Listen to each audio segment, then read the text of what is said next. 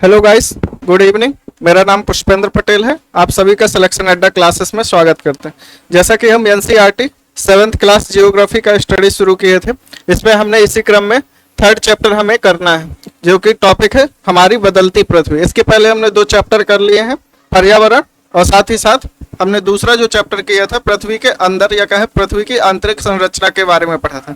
तो जब हम पृथ्वी की आंतरिक संरचना के बारे में पढ़ रहे थे तो हमने देखा था कि पृथ्वी की आंतरिक संरचना को बेसिकली मेजर रूप से 3 प्लेटों में या कहे 3 परतों में बांटा था। एक था पहला जो भूपटल कहलाती है, दूसरा मेंटल, तीसरा कोर। तो मेंटल कोर में हमने देखा था कि एक ऐसी परत है जो कि क्या है, प्लास्टिक, सेमी प्लास्टिक के स्टेट में है या कहें पिघली हुई अवस्था में है। तो जैसा कि हम देख रहे थे कि जो ऊपरी क्रस्ट है उसको मिलाकर कुछ नीचे तक की गहराई पर जाते हैं, जब पृथ्वी के आंतरिक भाग तक जाते हैं तो उसके लगभग 100 किलोमीटर तक की गहराई में जब जाते हैं तो एक ऐसी परत मिलती है जिसको कि हम प्लेट कहते हैं। वो प्लेट को देखा जाता है कि वो क्या है, एक पिघले हुए मैग्मा के ऊपर क्या कर रही है, तैरती हुई अवस्था में। तो उसकी तैरती हुई अवस्था के कारण क्या होता है, पृथ्वी की 3 मेजर गतियां हमें देखने को मिलती हैं, जिसमें एक हम देख रहे थे अभिसारी गति, दूसरी डाइवर्सेंट देखी थी, और तीसरी जो देखी थी कंजर्वेटिव प्लेट मूवमेंट देखा था। तो जिसमें क्या था, संरक्षित प्लेट गति देखी थी, जिसमें हमने देखा था कि प्लेटें क्या कर रही थी, एक दूसरे के समानांतर चल रहे थे। जिससे क्या हुआ था कि प्लेटों की संरक्षित गति के कारण क्या हो रहा था, उसमें भूकंप या कहें दरार जैसी या कहें भ्रंशन जैसी स्थितियां उत्पन्न हो रही थी। तो कहीं ना कहीं पृथ्वी के स्थल भाग पर क्या हो रहा था, इस या कहें संवेदनशील गतियों का या कहें कंपन की स्थिति उत्पन्न हो रही थी, जैसे भूकंप आ जाते थे, ज्वालामुखी की स्थिति बन रहे थे। तो इससे ये पता चलता है कि पृथ्वी की जो स्थल रूप है, तो स्थल रूप में निर्मित जो स्थलाकृतियां हैं उसमें परिवर्तन के लिए कहीं ना कहीं पृथ्वी के अंतर्जनिक जो बल होते हैं वो कहीं ना कहीं स्थल रूप के परिवर्तन में सहायक होते हैं। इसके साथ ही साथ अगर हम इस चैप्टर में पढ़ेंगे तो हमें पता चलेगा कि जो आंतरिक बल है या कहें अंतर्जनिक बल है, उसके साथ ही साथ कहीं ना कहीं बाह्यजनिक बल भी रिस्पॉन्सिबल है, जो कि पृथ्वी के स्थल रूप में परिवर्तन करते हैं। चलिए, इस चीज को और समग्रता से समझने के लिए हम एनसीईआरटी की रीडिंग करते हुए या कहें उसकी भूमिका को समझने का प्रयास करते हैं। जैसा कि स्थल मंडल अनेक प्लेटों में विभाजित है, जिन्हें स्थल मंडलीय प्लेट कहते हैं। आपको यह जानकर आश्चर्य होगा कि ये प्लेट हमेशा धीमी गति से चारों तरफ घूमती रहती है। प्रत्येक वर्ष केवल कुछ मिलीमीटर के लगभग पृथ्वी के अंदर पिघले हुए मैग्मा होने वाली गति के कारण ऐसा होता है। तो जैसा कि हम बताए हैं, तो प्लेटों में क्या देखा जाता है कि कई सारी प्लेटें हैं जो कि क्या है, लगातार गतिशील हैं, ठीक है। और इसमें इसकी गति के कारण हमें कुछ ना कुछ या कहें कुछ सेंटीमीटर ही इसमें क्या होता है, मूवमेंट देखने को मिलता है, या कुछ सेंटीमीटर ही इसमें विस्थापन की स्थिति देखने को मिलती है। पृथ्वी के अंदर पिघला हुआ मैग्मा एक वृत्तीय रूप में घूमता रहता है, जैसा कि क्रियाकलाप में दिखाया गया। प्लेट की इस गति के कारण पृथ्वी की सतह पर परिवर्तन होता है। पृथ्वी की गति को उन बलों के आधार पर विभाजित किया गया है जिनके कारण ये गतियां उत्पन्न होती हैं।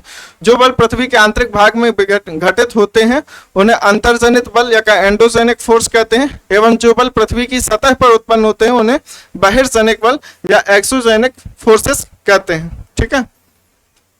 तो पृथ्वी के जो बाहर या कहें पृथ्वी की सतह पर जो बल उत्पन्न होते हैं उन्हें क्या कहते हैं, बहिर्जनिक बल कहते हैं। अंतर्जनित बल कभी आकस्मिक गति उत्पन्न करते हैं, जैसे कि अंतर्जनित बल होते हैं उनमें क्या होती है, कभी कभी आकस्मिक गति उत्पन्न या कहें ऊर्जा उत्पन्न होती है, जिसको कि हम भूकंप या ज्वालामुखी के रूप में देखते हैं, या कहें भूस्खलन के रूप में भी कभी कभी देखने को मिलता है। तो कभी धीमी गति से, जिसमें कि हम देखते हैं कि पटल विरूपण बल होता है, या कहें पटल के या कहें पृथ्वी की सतह में जो परिवर्तन होता है, या कहें पर्वत पठार निर्माणकारी जो बल होते हैं, तो उसमें क्या होता है, हमें आकस्मिक नहीं धीमी गति की क्या होते हैं, परिवर्तन देखने को मिलते हैं, ठीक है। भूकंप ज्वालामुखी जैसी आकस्मिक गति के कारण पृथ्वी की सतह पर अत्यधिक हानि होती है।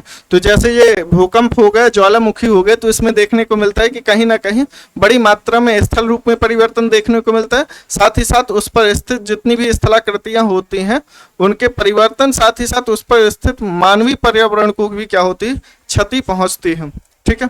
चलिए चलते हैं, इसको शॉर्ट में देख लेते हैं।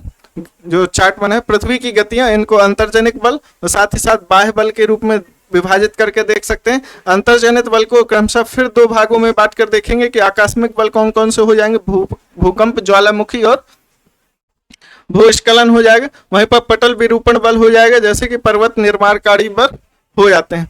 बहिर्जनिक बलों में हम देखेंगे अपर्दन और निक्षेपण जैसी गतियां देखेंगे या कहें शक्तियां देखेंगे, जिसमें देखेंगे कि नदी के बहाव या जल बहते जल से जो स्थिति बनेगी, साथ ही साथ पवन हो गए, समुद्री तरंग और हिमनद को द्वारा जो निर्मित स्थलाकृतियां होंगी या उसके द्वारा जो स्थलाकृति में जो परिवर्तन होंगे उनको देखने का प्रयास करेंगे। स्थल मंडलीय प्लेट क्या होती है? भूपर्पटी में अनेक बड़ी एवं कुछ छोटी कठोर असमान आकार की प्लेटें होती हैं, जिन पर महाद्वीप एवं महासागर की सतहें टिके। जैसा कि स्थल मंडलीय प्लेट के बारे में बात की जा रही, तो पृथ्वी पर कई सारी छोटी और कई सारी बड़ी प्लेटों को देखा जाता है। कुछ मेजर्स प्लेट हैं और कई सारी छोटी प्लेट्स हैं, ठीक है। तो अगर बड़ी प्लेटों के बारे में बात करें कि बड़ी प्लेटें कौन कौन सी हैं, तो इसमें हमें देखने को मिलेगा कि लगभग 7 बड़ी प्लेटें हैं या कहें मेजर प्लेट्स देखने को मिलती हैं, और साथ ही साथ कुछ हमें क्या मिलती हैं, छोटी प्लेटें देखने को मिलती हैं, माइनर प्लेट्स। जैसे कि नॉर्थ अमेरिकन प्लेट हो गई, ये क्या हो जाती है, एक हमारे लिए मेजर प्लेट हो जाती है। जैसे कि साउथ अमेरिकन प्लेट हो गई, यूरेशियन प्लेट, अफ्रीकन प्लेट, ठीक है, अंटार्कटिका प्लेट, पैसिफिक प्लेट हो जाती है, ठीक है। तो ऐसे हमें कई सारी बड़ी प्लेटें मिलती हैं, और साथ ही साथ इन दोनों को मिला के हम कहते हैं इंडो ऑस्ट्रेलियन प्लेट देखने को मिलता है। तो अगर इस तरह देखें तो हमें कई सारी मेजर प्लेट्स मिल रही हैं और कई सारी हमें छोटी छोटी प्लेट्स मिलेंगी, जिनको माइनर प्लेट्स के रूप में देखेंगे, जैसे कि नजका प्लेट्स हो गई, ठीक है। आप इनकी लोकेशन को भी देखते जाइएगा क्योंकि इनकी लोकेशन बहुत मायने रखती है, ठीक है। कोकोस प्लेट हो गया, जुआन डी फूका प्लेट हो गया, कैरेबियन सी प्लेट या कहें कैरेबियन प्लेट हो जाती है, जहाँ पर कैरेबियन आइलैंड्स के पूरे समूह स्थित हैं। साथ ही साथ फिलीपाइन प्लेट, जो कि फिलीपींस है उसके आसपास के जितने भी आइलैंड्स हैं उनको मिला के ये बनाई जाती है। कौन सी? फिलीपाइन प्लेट होती है, और जो कि इंडिया के पास ही या वेस्ट में क्या है, अरेबियन प्लेट है। तो इस तरीके से हम कई सारी मेजर और कई सारी माइनर प्लेट्स को देखते हैं पृथ्वी के भूपटल पर, ठीक है। और इसमें कई सारी महासागरीय प्लेट्स हैं, जैसे कि पैसिफिक क्या है, ये एक महासागरीय प्लेट है, ठीक है। फिलीपाइन क्या है, ये भी एक महासागरीय मैरीन प्लेट है। जुआन डी फूका ये भी मैरीन प्लेट है। नस्का प्लेट ये भी क्या है, एक मैरीन प्लेट है। कोकोस प्लेट हो गई, कैरेबियन प्लेट हो गए। अजय जो महाद्वीपीय प्लेटें हैं, जैसे south American plate, north American plate, Eurasian plate, African plate, ठीक है। तो इसमें ये भी देखते हैं कि अफ्रीकन प्लेट में क्या है, महाद्वीप भी है और महासागर भी है। तो हमें कंबाइंड फॉर्म भी मिलती है, महासागरीय भस भी मिलती है और महाद्वीपीय रूप में भी प्लेटों के रूपों को देखते हैं, ठीक है। तो ये मेजर्स जो प्लेट्स हैं और माइनर प्लेट्स हैं उनके बारे में आपने देख लिया, ठीक है। चलिए आगे चलते हैं कि आखिरकार प्लेटों के ऊपर जो स्थलाकृतियां हैं उनमें जो बल निर्भर करते हैं या कहें कैसे कैसे परिवर्तन होते हैं उनको देखते हैं। जैसे कि हमने अंतर्जनिक बलों के रूप में देखा कि अंतर्जनिक बलों में हमें देखने को मिलता है कि 2 आकस्मिक बल या कहें मेजर रूप से भूकंप और ज्वालामुखी देखने को मिलते हैं, जो कि स्थल रूप में परिवर्तन के लिए ज्यादा रिस्पॉन्सिबल होते हैं। जैसे कि ज्वालामुखी को देखें,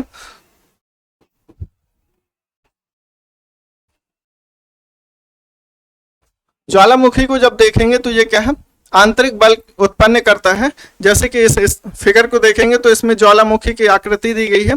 तो इसमें एक क्या है, मैग्मा कोस्ट है। तो ये मैग्मा कोस्ट क्या है, एक प्रकार से ये पिघली हुई अवस्था में क्या है, जो सब्सटेंस है या कहें चट्टाने हैं या परतें हैं या कहें खनिज पदार्थ हैं, वो क्या है यहाँ पर पिघली हुई अवस्था में है। इसमें काफी ज्यादा संवहनी तरंग या ऊर्जा इकट्ठी हो जाने से या कहें एक प्रकार से ये क्या है, हॉट स्पॉट क्षेत्र है। तो हॉट स्पॉट उस क्षेत्र को कहते हैं जहां पर काफी मात्रा में क्या होती है, एनर्जी स्टोर हो जाती है पृथ्वी के आंतरिक भाग पर। तो वहां से क्या होता है, वो एनर्जी बाहर निकलने का प्रयास करती है और उस बाहर निकलने के क्रम में वो क्या करती है, ज्वालामुखी का निर्माण करती है। तो आप देखेंगे कि जब ये ज्वालामुखी से विस्फोट होगा तो कई सारे क्या है, मैग्मा निकलेगा, उसमें कई सारी गैसेस भी निकलेंगे। तो इसमें देखेंगे निकास वेंट, मतलब कई बार क्या होगा, पृथ्वी में जो आंतरिक भागों में कहीं पर दरार होगा तो वहां से भी मैग्मा क्या होगा, थोड़ा बहुत निकल के बाहर चला जाएगा। लेकिन उसका जो मेन ये भाग होगा तो ये कौन सा होगा, जो कि सीधा ऊपर की तरफ जाएगा, ठीक है। तो इसको क्या कहेंगे, इसको बोलते हैं लावा ट्यूब। इसको क्या बोलेंगे, लावा ट्यूब बोलेंगे, ठीक है। तो यहाँ से लावा बाहर निकलेगा और ठंडा हो जाएगा और इससे क्या होगी, नई नई नवीन परतों का निर्माण होगा, ठीक है। तो आप ये समझ लिए। तो ये क्या है, हमारी परपटी हो गई, ये हो गई मेंटल। परपटी में क्या होगा, क्रस्ट हो जाएगा, जो कि लगभग 100 किलोमीटर के आसपास क्या है, मोटी है। ये क्या है, हमारी क्रस्ट है। ये क्या है, हमारी क्रस्ट है, परपटी, और परपटी के नीचे क्या है, मेंटल, और मेंटल का ये जो भाग है ये क्या कहलाता है, दुर्लभ मंडल। क्या कहलाता है, दुर्लभ मंडल, जो कि क्या है, सेमी प्लास्टिक स्टेट में या कहें पिघली हुई अवस्था में। ज्वालामुखी भूपरपटी पर खुला एक ऐसा छिद्र होता है जिससे पिघले हुए पदार्थ अचानक निकलने लगते हैं। ठीक है, तो ये क्या करता है, ज्वालामुखी भूपरपटी पे ऐसे छिद्र या कहें ऐसे छिद्र का निर्माण करता है जिससे क्या होता है, पिघला हुआ मैग्मा ऊपर की तरफ अचानक परपटी पर आने लगता है। इसी प्रकार स्थल मंडलीय प्लेट के गति करने पर पृथ्वी की सतह पर कंपन होता है। यह कंपन पृथ्वी के चारों तरफ गति कर सकता है। तो अब इस प्रकार से जैसे कि ज्वालामुखी से भी क्या होता है, कई सारी निर्माण पृथ्वी पर क्या होते हैं, नवीन स्थलाकृतियों का निर्माण होता है। साथ ही साथ पृथ्वी ज्वालामुखी से क्या होता है, स्थलाकृति में परिवर्तन देखने को मिलता है। इसी प्रकार जब हम देखेंगे कंपन या कहें भूकंप को, तो भूकंप में आप देखेंगे तो ये क्या होता है, ये भी एक प्रकार से आकस्मिक क्या होता है, बल होता है, जिससे क्या होता है, पृथ्वी के चारों तरफ क्या होता है, कंपन उत्पन्न हो जाता है। जैसे कि आप ये समझेंगे कि क्या है, ये हमारी पृथ्वी है, तो पृथ्वी के कहीं आंतरिक भाग से क्या होगा, वाइब्रेशन उत्पन्न होगा या कहें इससे कंपन स्टार्ट होगा। जो जहां से ये कंपन स्टार्ट होगा या कहें वाइब्रेशन भूकंप स्टार्ट होगा, उसको क्या कहेंगे, उसको बोलते हैं भूकंप मूल। इसे क्या कहेंगे, भूकंप मूल कहेंगे। और जहां पर सर्वाधिक या कहें सबसे पहले ये वाइब्रेशन पहुंचेगा पृथ्वी की सतह पर, उसको क्या कहेंगे, अधिकेंद्र बोलेंगे। भूकंप का क्या कहलाएगा, ये अधिकेंद्र कहलाएगा। ठीक है, तो इसमें हमें देखने को मिलेगा। लेकिन क्या होता है, जितनी भी ये भूकंप से उत्पन्न बल होंगे या कहें तरंगे होंगी, वो चारों तरफ फैलेंगे। लेकिन आप देखेंगे कि भूकंप में उत्पन्न जो तरंगे होती हैं वो तीन तरीके की देखी जाती, पी, एस और एल देखी जाती हैं। पी जो होती हैं, जो क्या करती हैं, सॉलिड, लिक्विड, सभी में क्या करती हैं, ये मूव कर सकती हैं। जो एस तरंगे होती है वो क्या होती हैं, ओनली सॉलिड में क्या करती हैं, मूव कर पाती हैं। ये सॉलिड में मूव करने के कारण इसमें कई सारे छाया क्षेत्र, यस तरंग के छाया क्षेत्र देखने को मिलते हैं। वहीं पर जो यल तरंग होती है, इन दोनों के मिश्रण से क्या होता है, ये सतह पर निर्मित होती हैं और सतह पर क्या करते हैं, ये काफी विनाश लाते हैं। ठीक है, तो ये सतह पर उत्पन्न होती हैं और ये क्या होती हैं, सभी मीडियम में या कहें सॉलिड, ठोस और तरल दोनों ही माध्यम में क्या कर सकते हैं, ये गति कर सकते हैं। तो पहली जो सबसे पहले जो तरंगे उत्पन्न होगी भूकंप से, वो कौन सी होंगी, पी तरंगे होंगी, जो कि चारों तरफ पृथ्वी के क्या होंगी, फैल जाएंगी। ठीक है, तो इस तरह देखेंगे पृथ्वी के चारों तरफ क्या हो जाएगी, तरंगे फैल जाएंगे। एक चीज और देखेंगे कि पृथ्वी के जो केंद्र है, जहां पर भूकंप उत्पन्न हुआ है, उसके ऊपर जो कहें सबसे नजदीक पॉइंट जो होगा, जहां पर सबसे पहले तरंग पहुंची पृथ्वी की सतह पर, वो क्या कहलाएगा, अधिकेंद्र। तो जहां पर सबसे पहले तरंग पहुंची, वहां पर सबसे ज्यादा क्या देखा जाएगा, भूकंप का प्रभाव देखा जाएगा या कहें ज्यादा विनाश की स्थिति देखी जाएगी। जैसे ही केंद्र से भूकंप मूल से सतह की दूरी बढ़ती जाएगी, वहां पर क्या होगा, विनाश की स्थिति या कहें उसका प्रभाव भूकंप का क्या होगा, हमें कम देखने को मिलेगा। इससे रिलेटेड कुछ और इन्फॉर्मेशन हम देख लेते हैं। और क्या क्या हम देख सकते हैं, ये तो आप समझ गए होंगे कि भूकंप में जो तरंगे उत्पन्न होती है वो तीन प्रकार की होती है, पी, एस और एल। ठीक है, तो इसमें आप साथ ही साथ ये भी देखेंगे कि जो तरंगे उत्पन्न हो रही हैं वो कैसी हैं, जो कि पी तरंगे जो हैं कि जो सभी माध्यम में क्या कर रही हैं, गति कर पा रही हैं।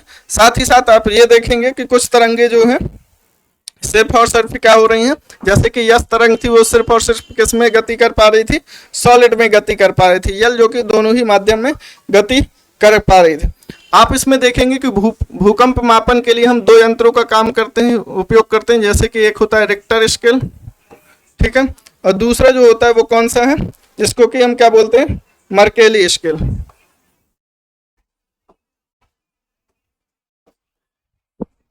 दूसरा क्या है, मर्केली स्केल। तो रिक्टर स्केल में देखेंगे, इसमें जो मानक होते हैं वो 0 से लेके कहाँ तक होते हैं, 10 तक होते हैं। ठीक है, 0 से लेकर 10 तक होते हैं। इसमें देखेंगे कि 1 पॉइंट की वृद्धि पर, अगर 1 पॉइंट की वृद्धि होती है तो इसका प्रभाव भूकंप का लगभग 10 गुना बढ़ जाता है। ठीक है, जो मर्केली स्केल होती है, इसमें क्या होता है, इंटेंसिटी मेजर की जाती है कि भूकंप की इंटेंसिटी कितना है। ठीक है, इंटेंसिटी, तीव्रता कितनी है, इसमें भूकंप की तीव्रता को मापा जाता है। साथ ही साथ जो मर्केली स्केल होती है, ठीक है, ये कहाँ से कहाँ तक होती है, क्या इसका मापन कैसे किया जाता है, इसका प्रयोग कैसे किया जाता है। ठीक है, तो इसमें लेके 12 मानक होते हैं, 12 मानक होते हैं या कहीं मापक होते हैं कि 12 अंकों तक इसको मापा जाता है। ठीक है, साथ ही साथ इसमें देखा जाता है कि इसमें भूकंप का प्रभाव देखा जाता है, भूकंप का प्रभाव या कहें इससे उत्पन्न क्षति, उत्पन्न क्षति को देखा जाता है कि इससे उत्पन्न क्षति कितनी हुई है। ठीक है, तो इसमें उत्पन्न क्षति को देखा जाएगा कि आखिरकार इससे क्षति कितनी हुई है।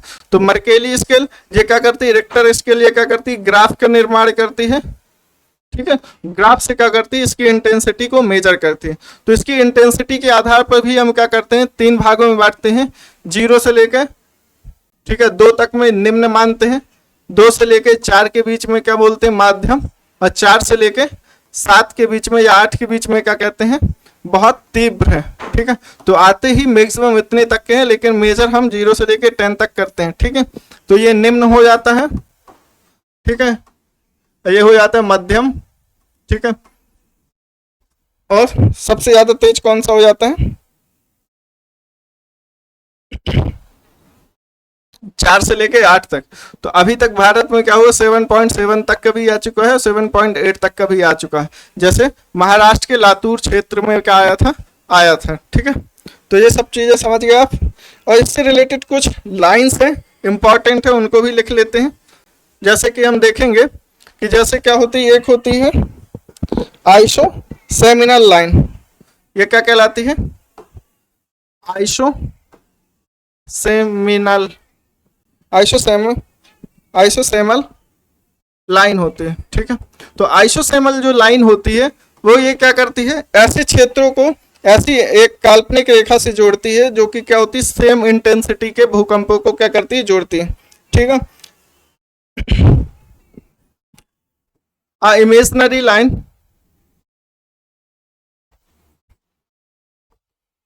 That joins the same intensity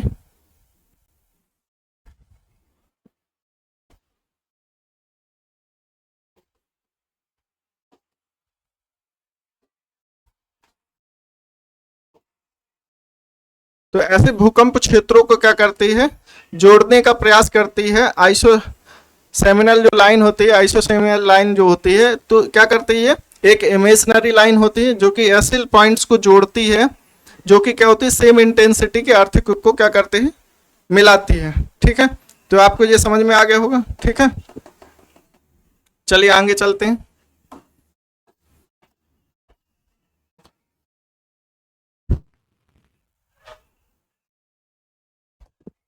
चलिए इस एनसीईआरटी से हम भूमिका को बनाने का प्रयास करते हैं। ठीक है,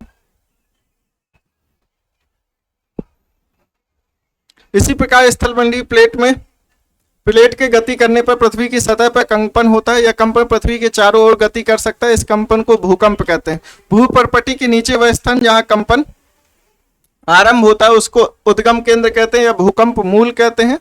उद्गम केंद्र के भू सतह पर उसके निकटतम स्थान को अधिकेंद्र कहते हैं या भूकंप का अधिकेंद्र कहते हैं। अधिकेंद्र से कंपन बाहर की ओर तरंगों के रूप में गमन करती है। अधिकेंद्र के निकटतम भाग में सर्वाधिक हानि होती है एवं अधिकेंद्र से दूरी बढ़ने के साथ भूकंप की तीव्रता धीरे धीरे कम हो जाती है। तो आप देखेंगे यहाँ पर क्या हुआ, भूकंप की उत्पन्न हुआ है, तो इसको क्या कहेंगे, अधिक उद्गम केंद्र कहेंगे। वह स्थान जहाँ भूकंप उत्पन्न होता है वह भूकंपीय ऊर्जा का उद्गम केंद्र कहलाता है। ठीक है, भूकंप की तरंगें क्या कर रही हैं, सभी दिशाओं में बाहर की ओर निकलती हैं। अधिकेंद्र जो कि निकटतम बिंदु होगा भूकंप मूल से सतह पर प्लेट सीमा। ठीक है, तो ये प्लेट सीमा है जहां पर क्या कर रहा है, जहां यहां तक इसका प्रभाव देखा जा रहा है। जैसा कि एक बर्तन ले उसे जल से भरकर ढक्कन से बंद कर दें तथा जल गर्म करने के लिए रख दें। अब कुछ मटर चम्मच, तो आप ये देखेंगे कि जैसे किसी बर्तन में हम पानी रखते हैं, उसको बॉईल करें, उसके ऊपर कुछ सामान रख दें, तो नीचे से जब संवहनी तरंगे वाटर में क्या होंगे, उबाल होगा या संवहनी तरंगे उत्पन्न होंगी, वो कहीं ना कहीं क्या करेंगे, ऊपर रखी हुई वस्तुओं में कंपन उत्पन्न कर देंगे। ठीक है, भूकंपीय तरंगे 3 प्रकार की होती हैं, पी तरंगे अथवा अनुदैर्घ्य तरंगे, एस तरंगे अथवा अनुप्रस्थ तरंगे, एल तरंगे अथवा पृष्ठीय तरंगे। इन तरंगों के गुणधर्म विस्कोसिक जो अलग अलग तरंगे हैं, तो इनकी विशेषताओं को आपको क्या करना है, नेट से सर्च करना और इनको लिखने का प्रयास करना। अब जैसा कि हम बताएं पी तरंगे क्या होती हैं, सॉलिड और लिक्विड दोनों में ही क्या करते हैं, ये गति कर सकते हैं। एस तरंगे क्या होती हैं, ओनली सॉलिड में क्या करती हैं, गति करती हैं। और यल तरंगे जो होती हैं ये भी क्या करते हैं, सॉलिड और लिक्विड दोनों में ही गति कर सकती हैं। ठीक है, चलिए आगे चलते हैं। यदि भूकंप की भविष्यवाणी संभव नहीं है, लेकिन यदि हम इसे पहले से तैयार हों तो इसके प्रभाव को निश्चित रूप से कम किया जा सकता है। क्योंकि भूकंप के आने से पहले हम देखते हैं कि वायुमंडल में रेडॉन गैस की क्या होती है, मात्रा बढ़ जाती है। जैसे रेडॉन गैस जो होती है ये क्या है, एक हमारी नोबल गैस है। तो ये देखा जाता है कि हमारे वायुमंडल में इसकी क्या होती है, मतलब मात्रा बढ़ जाती है, सांद्रता बढ़ जाती है। ठीक है, इससे भी पता चल जाता है कि क्या है, भूकंप आने वाला है। और साथ ही साथ कुछ जो हमारे वनस्पतिक जीव जंतु होते हैं, ठीक है, जीव जंतु होते हैं जैसे छोटे हो गए, सांप हो गए, ये सब चीजें क्या होते हैं, इनमें अलग ही प्रभाव देखा जाता है। ठीक है, या कहें कि कुएं के जल स्तर में वृद्धि हो जाती है। तो ऐसी कुछ गतिविधियां देखी जाती हैं जहाँ इनको मेजर करके, इनको ऑब्जर्व करके क्या कर सकते हैं, भूकंप के प्रभाव को या कहें उसको कम कर सकते हैं। क्योंकि इसकी हम भविष्यवाणी लगभग 2 से 3 घंटे पहले ही कर सकते हैं। स्थानीय लोग कुछ सामान्य तरीकों से भूकंप की संभावना का अनुमान लगाते हैं, जैसे जानवरों के व्यवहार का अध्ययन। तो कई सारे जो जंगली जानवर होते हैं, जानवरों में देखा जाता है कि उनमें क्या होता है, सिक्स सेंस होता है। दैट मीन्स ये माना जाता है जैसे कुत्तों में सिक्स सेंस होता है, वो कम से कम कंपन को भी क्या कर सकते हैं, महसूस कर सकते हैं। ठीक है, तालाब में मछलियों से की उत्तेजना, सांपों का धरातल पर आना, तो ये सब कुछ सैंपल्स होते हैं हमारे जीव जंतुओं के जो कि हमारे आसपास पाए जाते हैं। तो इनमें कुछ ऐसे व्यवहार देखने को मिलते हैं जिससे कि अनुमान लगा सकते हैं कि भूकंप जैसी स्थिति उत्पन्न होने वाली। भूकंप एक वास्तु स्थिति का अध्ययन, जैसे कि हमारे 2001 में भुज में, गुजरात के भुज में क्या आया था, एक भूकंप आया था। तो उसकी इंटेंसिटी कितनी थी, 6.9 थी। और इसमें ये देखा गया था कि जो स्कूल में सब बच्चे हैं वो क्या हुए थे, सबसे ज्यादा प्रभावित हुए। लगभग इसमें क्या 9 से 97 छात्रों की क्या हो गई थी, और 31 शिक्षकों की क्या हो गई थी, मौत हो गई थी। तो हम कहीं ना कहीं देखते हैं कि जब भूकंप आता है तो कई सारे प्रभाव होते हैं, जैसे फोन लाइनें, पाइप लाइनें, विद्युत स्टेशन, संचार लाइनें सभी क्या हो जाती हैं, अवरोधित हो जाती हैं। ठीक है, तो ऐसे कई सारे क्या होते हैं, हमें प्रभाव देखने को मिलते हैं। मानव क्षति, साथ ही साथ हमारे पर्यावरण, मानव निर्मित पर्यावरण को भी क्षति पहुंचती है। क्या आप जानते हैं भूकंप का मापन एक यंत्र से किया जाता है जिसे भूकंप लेखी कहते हैं। भूकंप की तीव्रता रिक्टर स्केल पर मापी जाती है। जिस भूकंप की तीव्रता 2 अथवा उससे कम होती है उसका प्रभाव नहीं के बराबर माना जाता है, या कहीं 0 से 2 के बीच होता है उसका माना जाता है कि ये निम्न भूकंप है, या कहीं इसका प्रभाव नहीं देखने को मिलता। जिस भूकंप की तीव्रता 5 होती है वह वस्तुओं के गिरने से क्षति पहुंचा सकता है। तो जो 5 इंटेंसिटी का जो भूकंप होता है उससे कहीं ना कहीं थोड़ी बहुत हमें क्षति हो सकती है, या कहीं मध्यम लेवल का भूकंप है। जिस भूकंप की तीव्रता 6 अथवा उससे अधिक होती है तो वह बहुत शक्तिशाली है, और जिसकी तीव्रता 7 अथवा अधिक होती है वह सर्वाधिक शक्तिशाली समझा जा सकता है। तो ये आप नीचे देखेंगे कि ये भूकंप लेखी यंत्र है जो कि क्या होता है, कंपन से, वाइब्रेशन से क्या कर रहे हैं, इस पेज पर या कहीं ग्राफ पर क्या कर रहे हैं, एक रीडिंग कर रहे हैं, या कहीं उसमें रीडिंग डाल रहे हैं। ठीक है, भूकंप के पश्चात समाचार दिया गया। भूकंप एक वस्तुनिष्ठ अध्ययन पर, तो आपको क्या करना है, जितने भी आज तक के भूकंप आए हैं तो उससे रिलेटेड कोई इंफॉर्मेशन को पढ़ना है कि क्या क्या प्रभाव देखा जाता है। ठीक है, तो बिल्डिंगें गिर जाती हैं, इंफ्रास्ट्रक्चर जो होता है वो भी क्या हो जाता है, टूट जाता है, कनेक्टिविटी ब्रेक हो जाती है, संचार जो कम्युनिकेशन जो इंस्ट्रूमेंट्स होते हैं वो भी क्या हो जाते हैं, इस टाइम पे कार्य करना बंद करते हैं। भूकंप से बचाव की तैयारी कैसे करें, तो कुछ यहाँ पर हमें क्या दिए गए, हिंट दिए गए, ये आपको ध्यान भी रखना है क्योंकि कभी ना कभी आपके जीवन में काम आ सकता है। जैसे कि सुरक्षित स्थान, रसोई के काउंटर या बेंच के नीचे क्या करें, चले जाएं, दीवार के अंदरूनी कोने में चले जाएं। जैसे कमरे में है तो कमरे के दीवार के कोने में आ जाए, क्योंकि कोने में क्या होते हैं, पिलर्स होते हैं, वो काफी मजबूत होता है, वहां से ब्रेक होने की संभावना नहीं होती।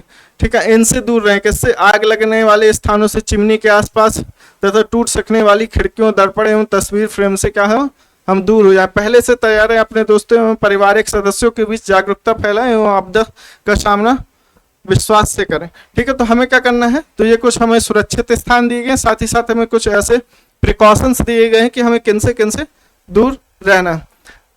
मुख्य स्थलाकृति, अपक्षय एवं अपर्दन नामक दो अपक्षय एवं अपर्दन, थोड़ी से पहले हम समझ लेते हैं। एक होता है निच्छालन,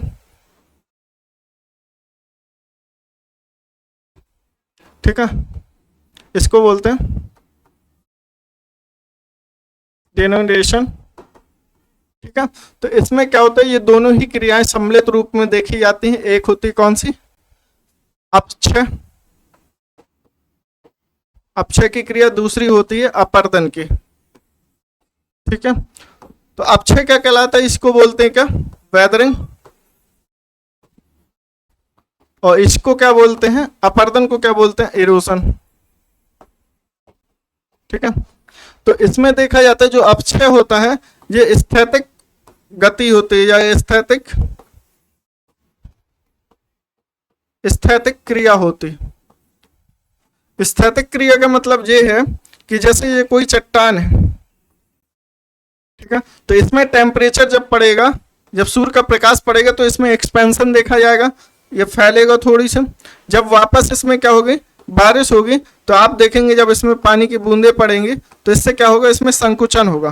ठीक है, पास पास आएगा तो इसमें क्या होगा, क्रैक्स पड़ जाएंगे। क्रैक्स पड़ने से ये क्या हो जाएगा, छोटे छोटे टुकड़ों में टूट जाएगा, और ये क्या हो जाएगा, छोटे छोटे टुकड़ों में टूट कर बिखर जाएगा। ठीक है।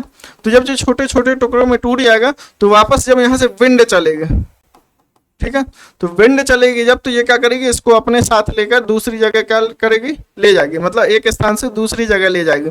तो ये क्या कर रही है, विंड ऐसा कार्य कर रही है, तो ये अपर्दन कहलाएगा। तो अपर्दन कैसी क्रिया है, ये गतिशील क्रिया।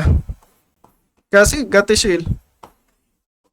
तो इनको दो तरीके से देख सकते हैं, ये कैसी क्रिया है, गतिशील क्रिया है। जैसा कि अभी हमने देखा कि दो तरीके से निश्चालन कंप्लीट रूप में ये कहलाता है, इसको दो तरीकों में बांटा जा सकता है। ठीक है, एक होता है स्थैतिक क्रिया, दूसरी होती है गतिशील क्रिया। ठीक है।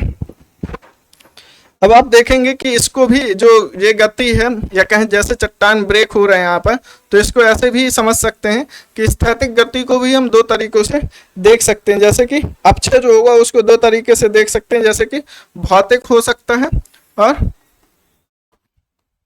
रासायनिक। अपक्षय कैसा हो सकता है, भौतिक भी हो सकता है और रासायनिक। एक हो सकता है मानव द्वारा या कहें जीव जंतु द्वारा। ठीक है।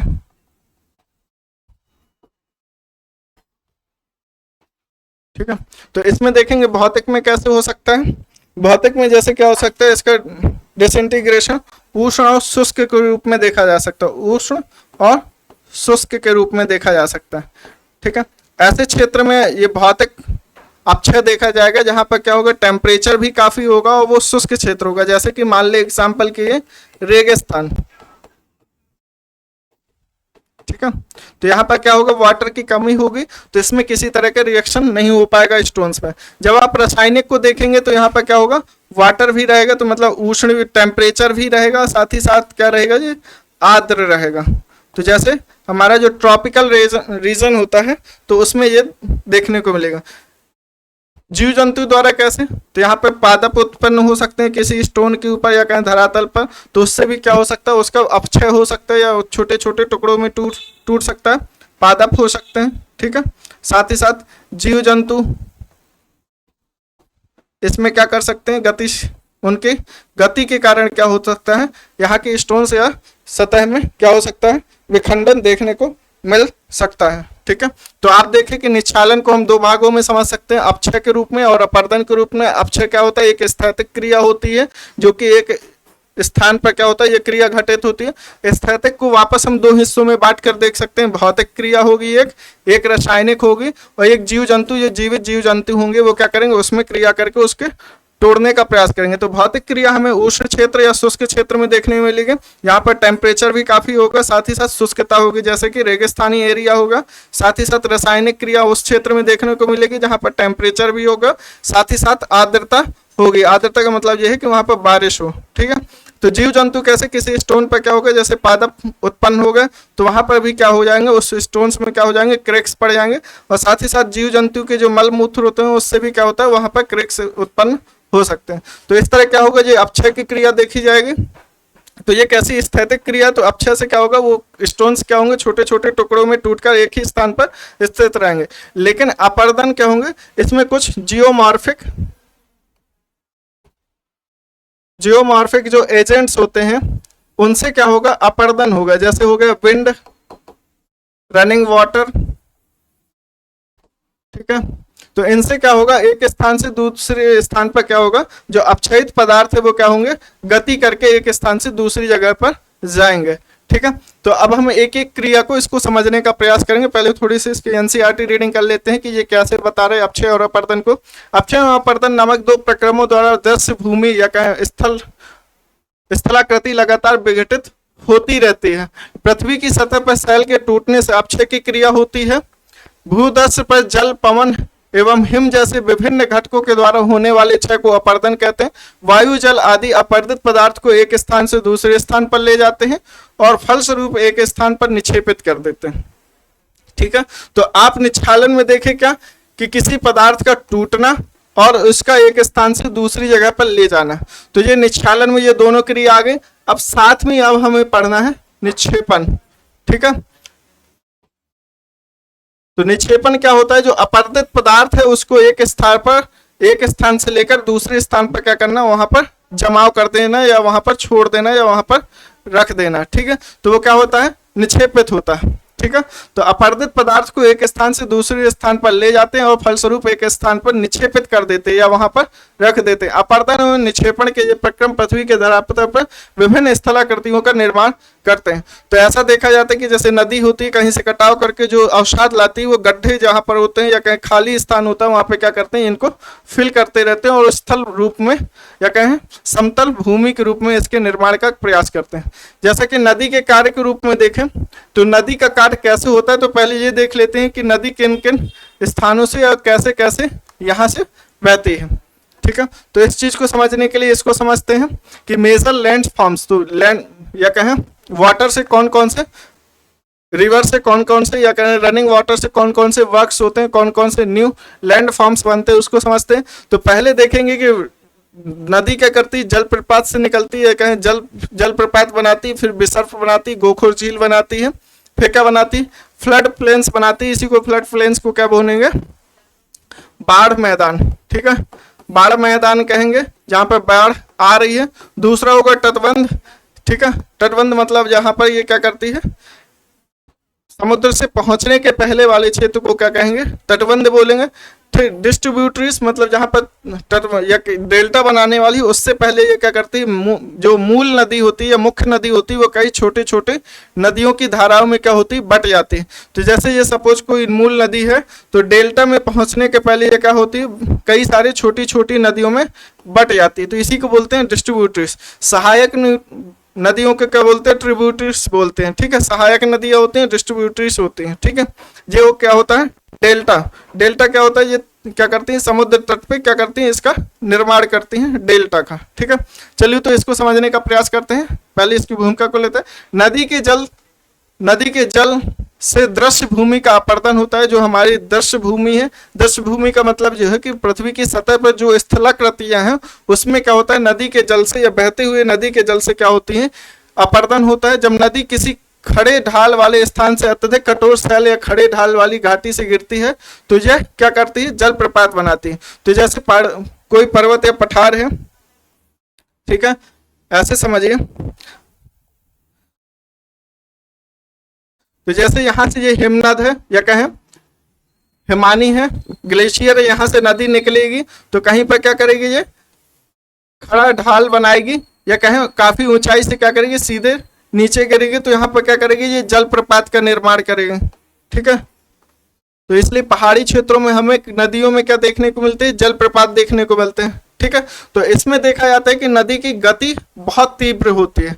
ठीक है, तो इसलिए यहाँ पर क्या होता है, अपर्दन भी ज्यादा देखने को मिलता है। ठीक है, इसलिए यहाँ पर जहाँ पर जलप्रपात होते हैं वहां पर देखने को मिलता है कि नदी क्या करती है, गार्ज या कैनियन का निर्माण करते हैं। जैसे हम देखते हैं सिंधु, सतलज, जो ब्रह्मपुत्र नदियां हैं, इनमें अधिकतर क्या देखते हैं कि ये क्या करती है, गार्ज बनाते हुए हिमालयी क्षेत्र से निकलती हैं। तो साथ ही साथ जब गार्ज बनाएंगी तो आगे चल के ये करेंगे, जलप्रपात भी बनाएंगे।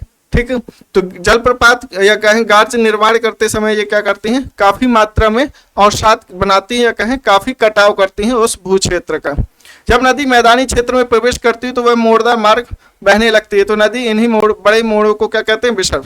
तो जब नदी जैसे सपोज मान लीजिए जो पहाड़ी क्षेत्र से आ रही है तो वहां पर क्या कर रही है, ये जलप्रपात बना रही है, और उसके पहले क्या बनाई होगी, जैसे कोई पहाड़ी क्षेत्र है, यहाँ से नदी आ रही है, यहाँ पर कोई पहाड़ी क्षेत्र है, तो इसको क्या करेगी, काटती जाएगी काटती जाएगी, तो यहाँ पर क्या बनेगा, एक वी क्षेत्र, वी शेप का क्या बनेगा, एक आकृति बनेगी वी शेप की। तो यहाँ पर भी क्या होगी, पहाड़ी होगी, यहाँ पर भी पहाड़ी होगी, दोनों तरफ क्या होगी, पहाड़ी, और यहाँ से बीच से क्या होगी, नदी बहती होगी।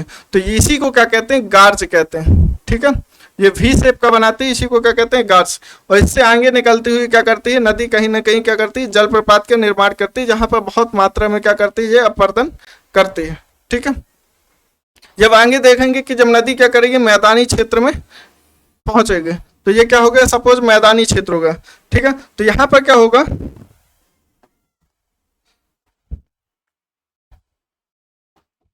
ये क्या होगा, हमारा मैदानी क्षेत्र होगा। तो यहाँ पर जब नदी बहेगी, यहाँ से नदी प्रवाहित होगी, तो इसमें क्या होगी, ढाल कम होने के कारण, तो इसमें क्या होगा, नदी में हमें विसर्प देखने को मिलेगा। ठीक है, तो हमें नदी में क्या देखने को मिलेगा, विसर्प की स्थिति देखने को मिलेगा। ठीक है, तो विसर्प क्या होता है, नदी का मोड़दार बहाव या उसका बहना क्या कहलाता है, विसर्प कहते हैं। इसके बाद विसर्पों के किनारों पर लगातार अपरदन में निक्षेपण शुरू हो जाता है। विसर्प लूप के सिरे निकट आते जाते समय के साथ विसर्प लूप नदी से कट जाता है। जैसे आप देखेंगे तो पहले कभी नदी यहाँ पर ऐसे बहते हुए अभी बह रही है, इसके पहले नदी कैसे बह रही होगी। ठीक है, तो अगर देखते हैं तो पहले नदी ऐसे और ऐसे बहती रही होगी। तो अब ये क्या होता है, समय के साथ इसमें क्या हुआ, निक्षेपण हुआ। यहाँ पर क्या हुआ, नदी ने काफी अवसाद को क्या किया, निक्षेपित किया। तो ये वाला जो हिस्सा है ये क्या कर गया, मुख्य की जो नदी का जो विसर्प है उससे क्या हो गया, अलग हो गया। जैसे ही ये अलग हुआ तो ये आकृति बनाती है, जिसको कि हम क्या कहते हैं, चाप झील बोलते हैं, या इसी को क्या बोलते हैं हम, गोखुर झील बोलते हैं। ठीक है, इसी को क्या कहते हैं, गोखुर झील।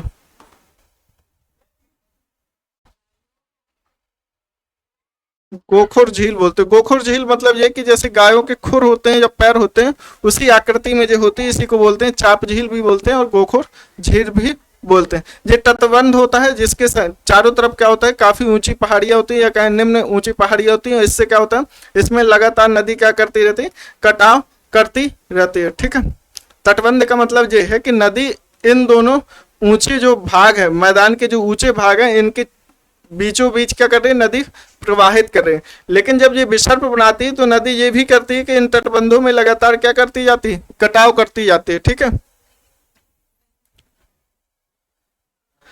कभी कभी नदी अपने तटों से बाहर बहने लगती है, फलस्वरूप निकटवर्ती क्षेत्रों में बाढ़ आ जाती है। तो बाढ़ आने की स्थिति यही होती है जब नदी क्या करती है, किसी ऐसे क्षेत्र पर जाती है जहां पर क्या है, ढाल बहुत कम हो जाती है। जैसे ये समतल क्षेत्र हो गया, नदी यहाँ से तेजी से प्रवाहित हो रही थी, लेकिन यहाँ पर काफी सारा अवसाद होगा, तो नदी क्या करेगी, यहाँ पर काफी मात्रा में अवसाद को क्या कर देगी, निक्षेपित कर देगी, और इसका जल क्या होगा, दूर दूर तक फैल जाएगा, चारों तरफ फैल जाएगा। जब ये नदी का जल चारों तरफ फैल जाएगा तो यहाँ पर क्या बन जाएगी, बाढ़ की स्थिति बन जाएगी।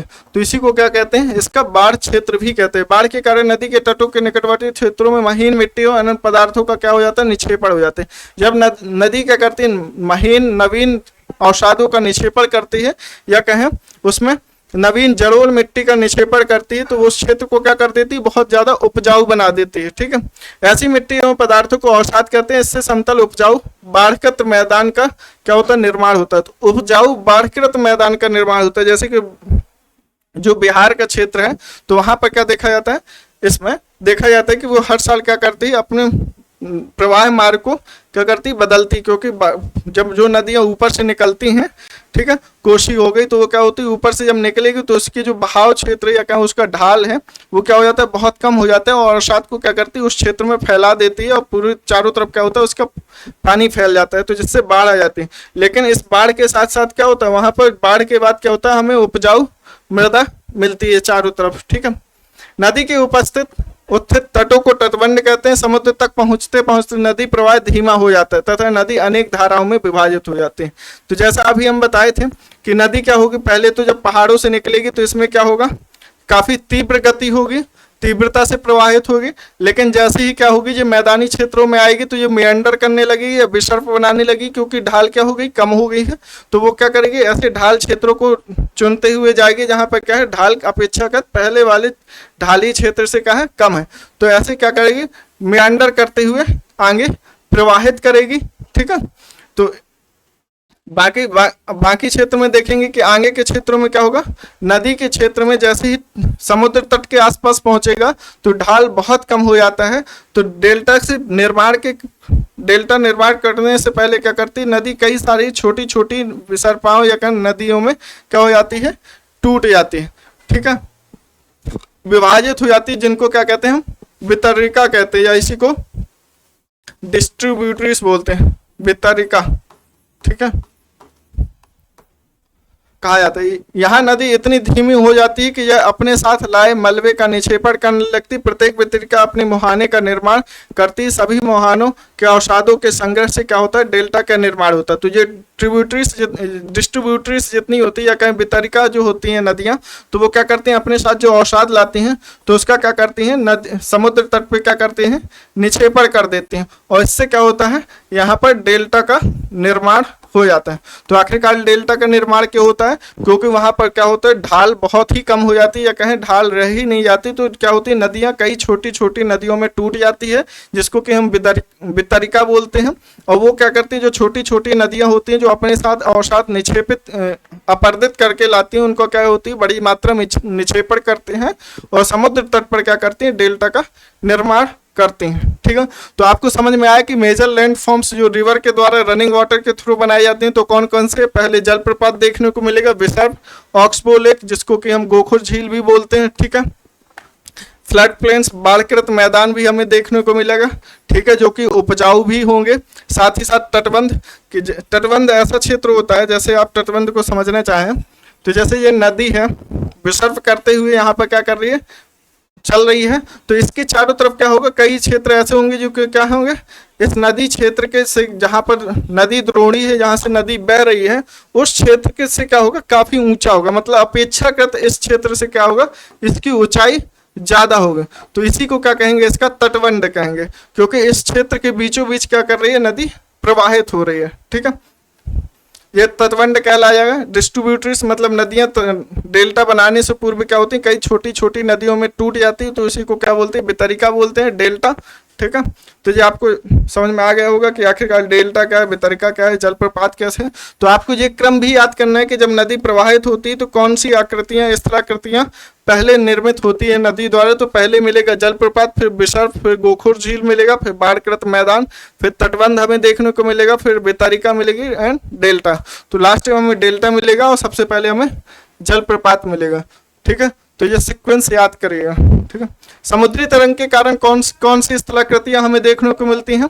तो समुद्री तरंग में अगर हम देखें तो कौन कौन सी इस तरंग हमें देखने को मिलती हैं, तो इसमें देखेंगे तो हमें सी कैप्स देखने को मिलेगा, सी आर्चेस, मेहराब, तटीय मेहराब देखने को मिलेगा, फिर देखने को मिलेगा स्टैक।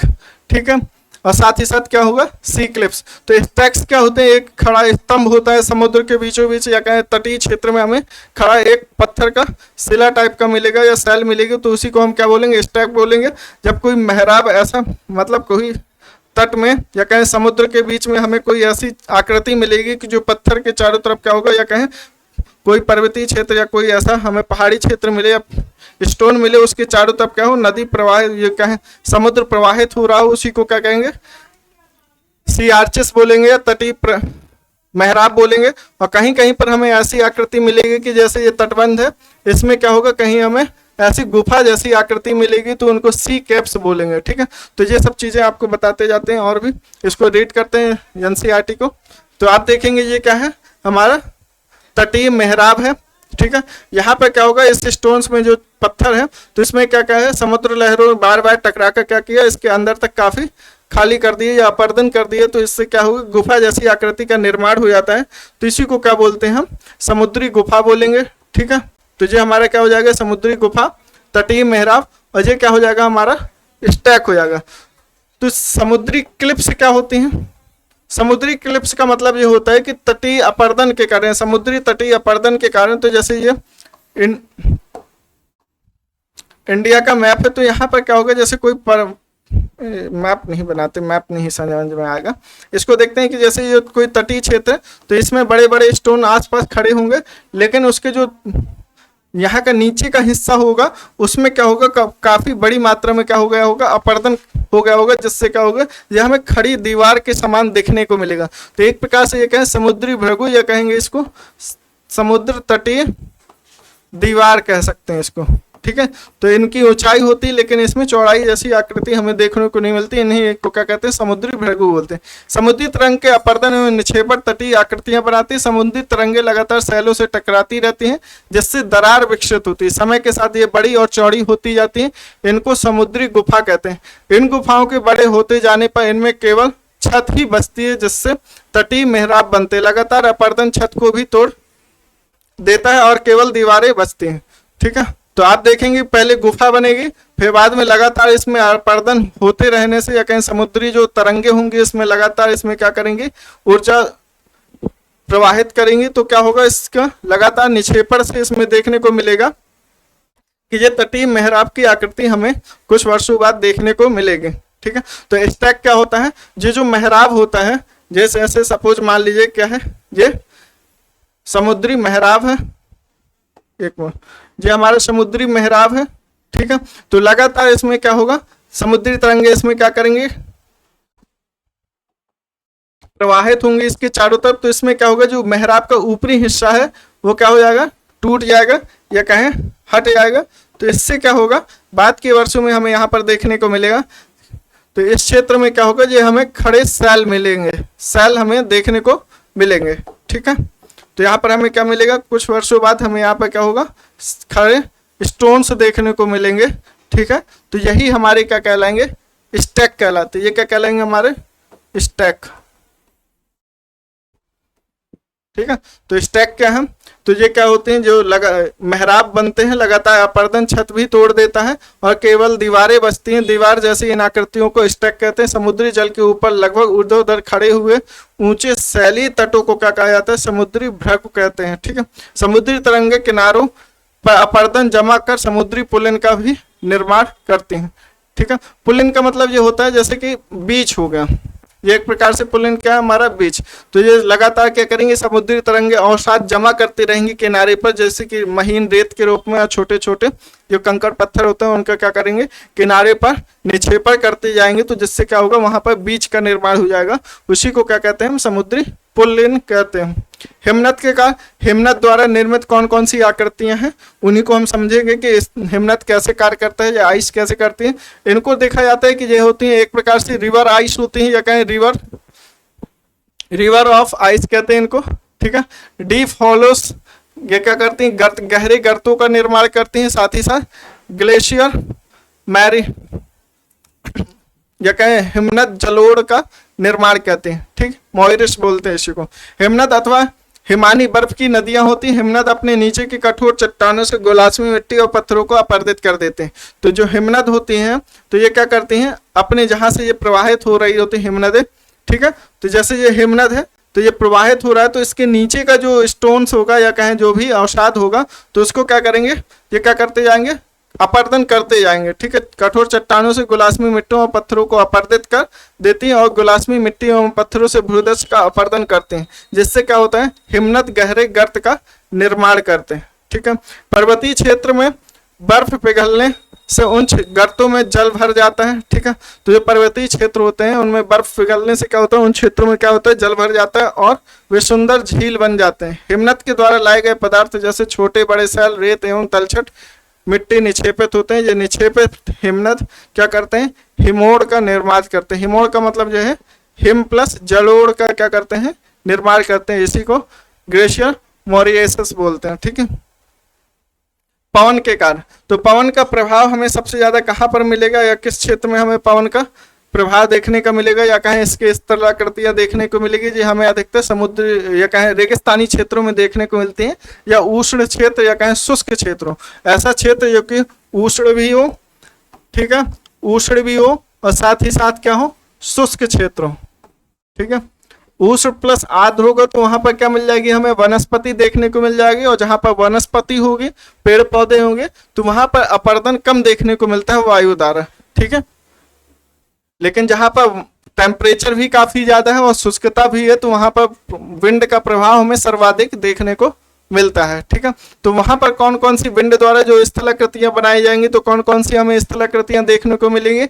एक तो मशरूम रॉक्स हो गया, सी ड्यूम्स होगा, सॉरी सैंड ड्यूम्स होगा, इन्हीं को क्या बोलते हैं, समुद्री, सॉरी यार क्या इसको क्या बोलते हैं, बालू डिब्बा बोलते हैं। ठीक है, इसको क्या बोलते हैं, लॉसेस। ठीक है, इसको समझने का प्रयास करते हैं। इनमें ये तीन ही मेजर हम फिगर्स इसमें देखने को मिलेगी कि पवन द्वारा कौन कौन से कार्य किए जाते हैं। क्या आपने कभी रेगिस्तान देखा है, बालू टिब्बे। ठीक है, तो बालू टिब्बे क्या होते हैं, जैसे क्या होते हैं, वायु द्वारा क्या होते हैं, बड़ी मात्रा में छोटे छोटे रेत के कणों को उठाकर एक जगह से दूसरे स्थान ले जाते हैं। जैसे ही वायु का प्रवाह कम हो जाता है या वायु की गति कम होती है, तो जैसे यहाँ से वायु प्रवाहित हो रही है, ठीक है, और इसमें कई सारे छोटे छोटे रेत के कण हैं, तो ये प्रवाहित हो रही है। अभी इस वायु में क्या है, गति है। जैसे ही दूर तक जाते जाते इसकी गति कम होगी, तो यहाँ पर क्या करेंगे, ये रेत को क्या करेंगे, निक्षेपित कर देंगे, और इस निक्षेपण से क्या होगा, एक ऊंचे डिब्बे का निर्माण होगा। तो इसी को क्या बोलते हैं, बालू डिब्बा बोलते हैं। क्या बोलेंगे इसको, बालू डिब्बा बोलते हैं। ठीक है, चलिए आगे चलते हैं। रेगिस्तान में पवन अपरदन में निक्षेपण का प्रमुख कारक है। रेगिस्तान में आप छत्रक के आकार के सेल देख सकते हैं। ठीक है, छत्रक के आकार के सेल का मतलब ये है कि यहाँ पर जो हमें आकार की छत्रक देखने को मिलेंगे, तो मतलब ऐसे कुछ आकृति होगी। ठीक है,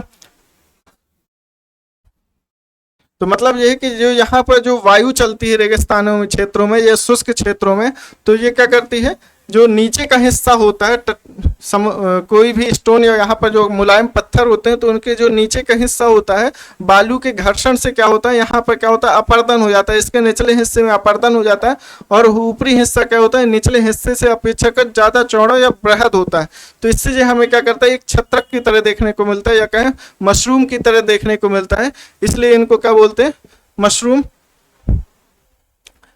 रॉक्स भी बोलते हैं। इसको क्या बोलेंगे, मशरूम रॉक्स, या कहें सेल बोलेंगे, या छत्रक सेल बोलेंगे, तो छत्रक सेल। ठीक है, चलिए आगे चलते हैं।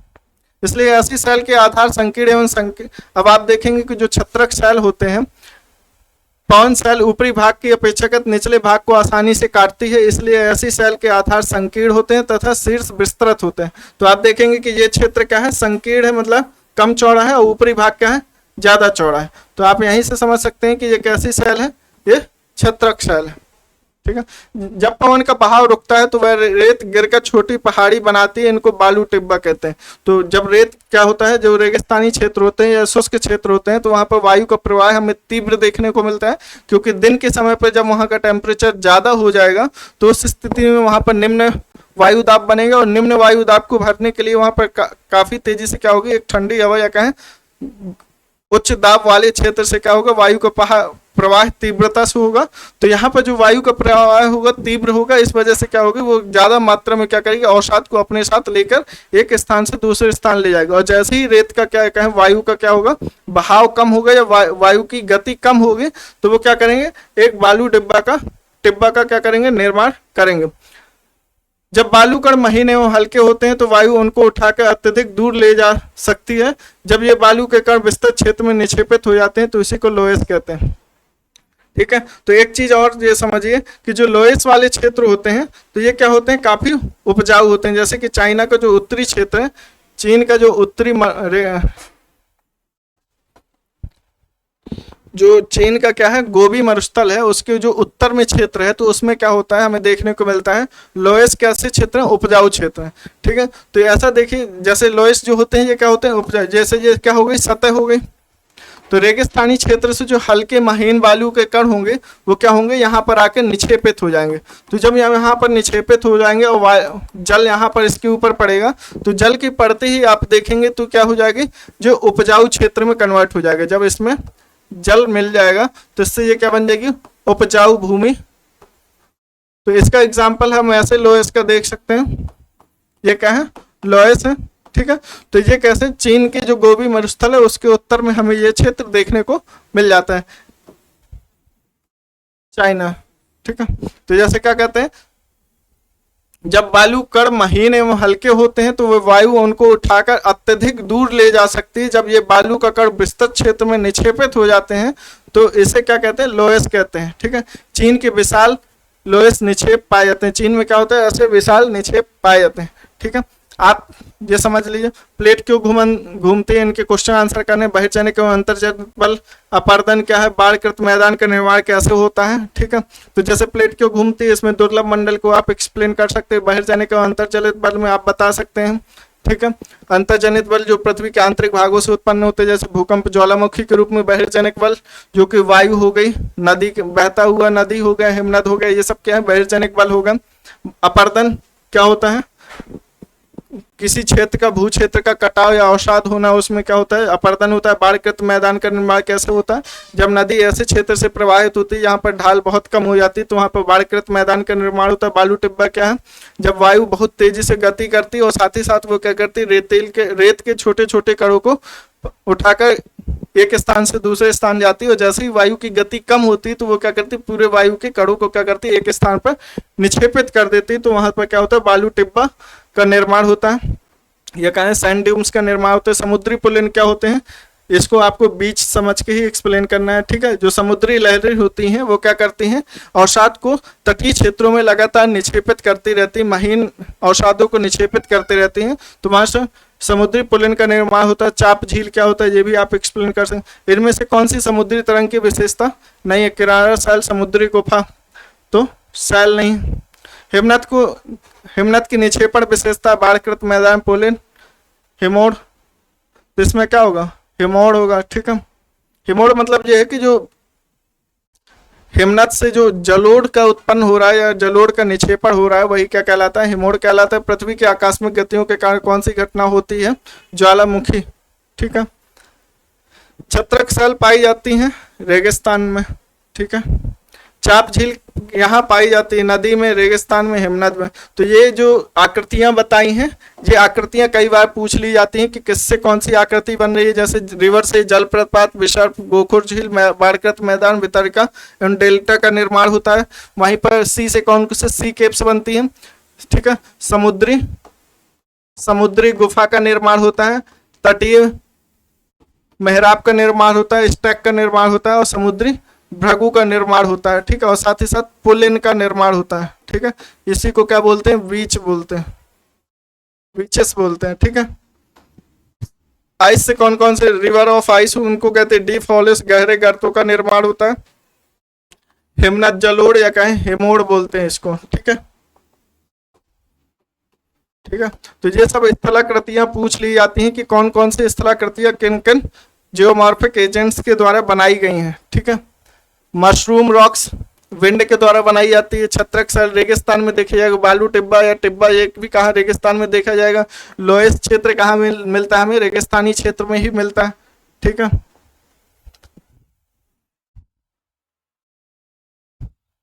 ठीक है। ये चैप्टर आपका कंप्लीट हो चुका है। आपको बस यही प्रयास करना है कि चीज़ों को कनेक्ट करते हुए सभी को पढ़ना है। आपको ये सब चीज़ें बता दी तो आप इसको रिवाइज कर सकते हैं वापस, ठीक है। इसी क्रम में कल हम अगला चैप्टर करेंगे, ठीक है। Thank you, have a nice day.